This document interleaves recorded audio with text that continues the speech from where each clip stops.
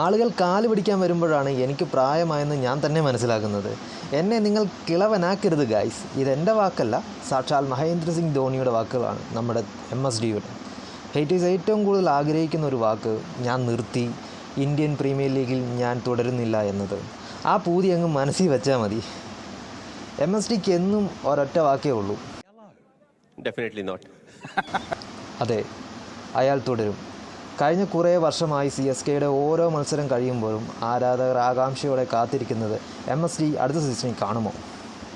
കൃത്യമായി MSD style മറുപടി: ഇനിയും എനിക്ക് തീരുമാനമെടുക്കാൻ 4-5 മാസം സമയമുണ്ട്.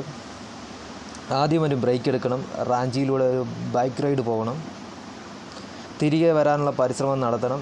തിരികെ വരുമെന്നും പറഞ്ഞിട്ടില്ല, തിരികെ വരത്തില്ല എന്നും പറഞ്ഞിട്ടില്ല. അതാണ് MSD. സത്യം പറഞ്ഞാൽ MSDക്ക് ആർത്തിയാണ്, പണത്തിനോടല്ല, ക്രിക്കറ്റിനോട്.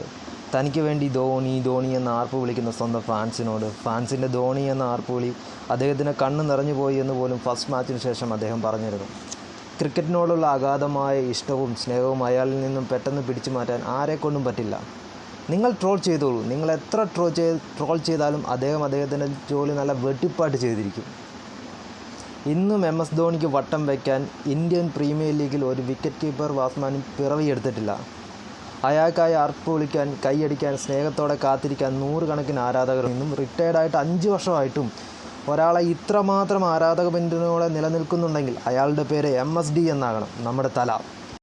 ഇത് ഐറ്റം വേറെയാണ് മക്കളെ. എപ്പോൾ റിട്ടയർഡ് ആകണമെന്ന് പുള്ളി തീരുമാനിക്കും. അതുവരെ പുള്ളി ഗ്രൗണ്ടിൽ കാണും ഞങ്ങളുടെ തലയായിട്ട്.